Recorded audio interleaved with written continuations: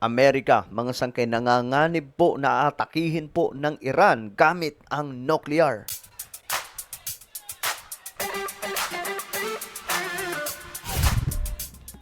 So ito, matinding balita ito ngayon mula po sa international, no?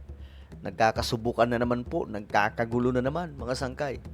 Ngayon kasi, may panibagong impormasyon ang nakuha na mukhang sekretong aatake ang Iran gamit ang nuclear na tagong ginagawa, mga sangkay.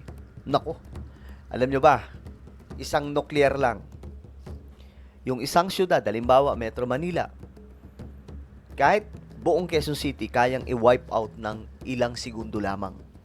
Ganong kalala, mga sangkay, ang nuclear. Kaya't delikado ito. Ilalong-lalo na po ngayon, mga sangkay, yung mga nuclear, mga mas advanced. 'Di ba?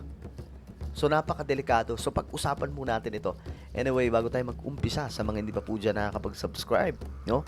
Makikita nyo po yung subscribe button sa baba ng video na to. I-click nyo lamang po yung subscribe, i-click ang bell, at i-click nyo po yung all. Sa mga nanonood po sa Facebook, i-follow nyo po yung ating Facebook page. So, ngayon nga, mga sangka, ito yung report. Ito yung balita na ang Iran ay nagbabala ng isang matinding pag-atake. Ayan. Ang Iranian official daw po ay may inexpose na magsasagawa daw po ng isang pambihirang pag-atake laban po sa Amerika. Ngayon, mga sangkay, eto. Iran nagbabala ng 90% uranium enrichment of attack by US, Israel.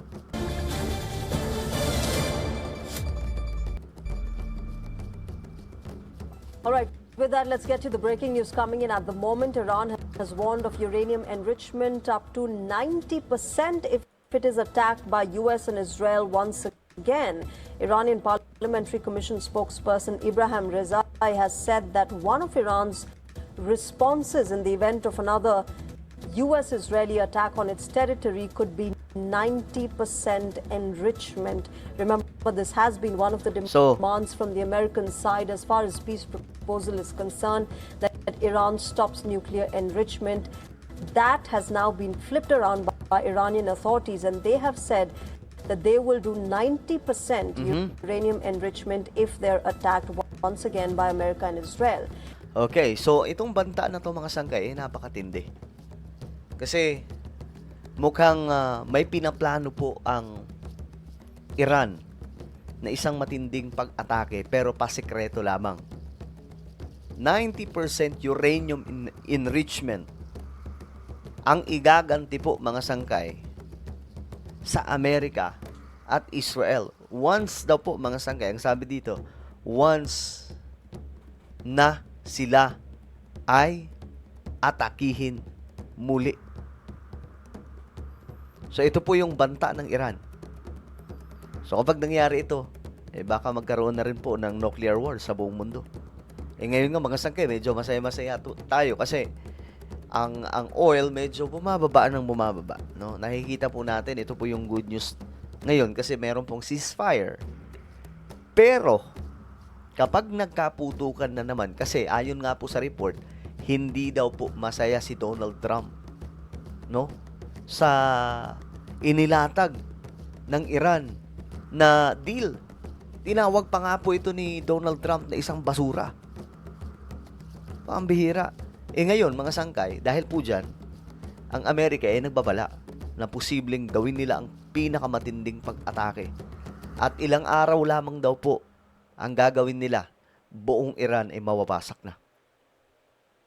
Kaya ngayon, nagbanta po ang Iran na gagamit ng isang pinakamatinding pag-atake din sa Amerika at Israel once na ginawa daw po ito sa kanila, itong sinasabing matinding pag-atake.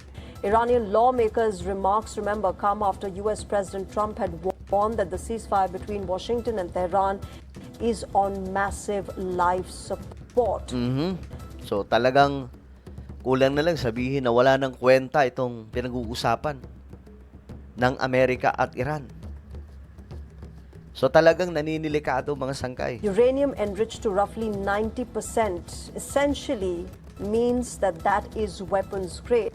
Grabe. It can be used for nuclear explosives, whereas civilian power reactor fuel typically requires only 3 to 5% enrichment. So clearly, Iran really warning of massive consequences if they're attacked once again by America and Israel. Okay, so ayan po ang igaganti ng Iran, mga sangkay.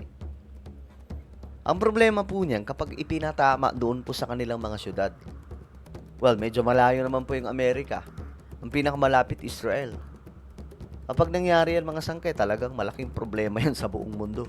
And they have now spoken about nuclear enrichment, something that America's peace proposal has been demanding. But Grabe yan, no? Nakunan pa nila ng video mga sangkay yung paggawaan ng nuclear. in this context, they warned America that if they're attacked once again, a 90% uranium enrichment is what the two countries and the world will see. Okay, ayan na mga sangkay. 90% uranium enrichment ang makikita nila.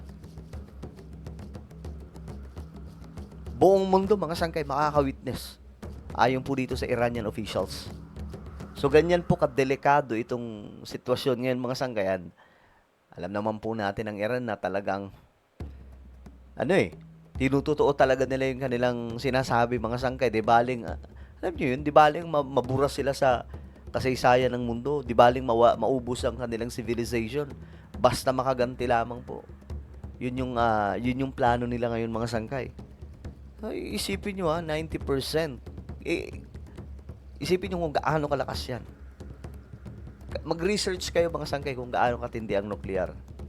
Isang nuclear lang, men. Tapos tayong lahat. Kung ang Amerika ang pababagsakan yan, mga sangkay, syempre, hindi naman matatapos dun eh. Pag pinagbagsakan ng Amerika yan, gaganti ang Amerika gamit din ng nuclear. So, ang mangyayari niya, magkakaroon ng nuclear war sa buong mundo, di good luck sa ating lahat. Anak ng toko. Now, this is, remember, a short technical step from roughly 90% weapons-grade material. That remains unclear whether or not that happens, but U.S. intelligence assessment suggests that Tehran's nuclear program will not be significantly impeded unless the highly enriched uranium stockpile is removed or destroyed. And this nuclear issue... Yan pa naman yung yan yung sinasabi ng Amerika na may kipag-ayos lang sila, matatapos lang yung digmaan once na sinira ng Iran yung kanilang nuclear program. Yun lamang po ang isa sa mga matitinding deal nila. Kasi ewan ko, natatakot po talaga yung Amerika na baka dumating ang araw na itong Iran may sumapi sa utak tapos paliparan sila ng nuclear. As I've been saying, has been a key point of contention between the US and Iran as far as peace talks are concerned. Okay, so yan po mga sangkay, no? Pambihira. Isang nuclear lang, men, sinasabi ko sa inyo. Isang nuclear lang magdudulot po ng malaking destruction yan sa buong mundo. Kasi malamang sa malamang magpapalipad din yung ibang bansa ng mga nuclear niyan. Maggagantihan po yan. Ay, nako po. Well, ano po ang inyong opinion? Comment down below. Meron tayong YouTube channel. Ito po yung Sangkay Revelation. Hanapin nyo po ngayon sa YouTube, guys. Kapag nakita nyo na, i-click nyo po yung subscribe, i-click ang bell, at i-click nyo po yung all. Ako na po yung magpapaalam. Mag-iingat pong lahat. God bless everyone.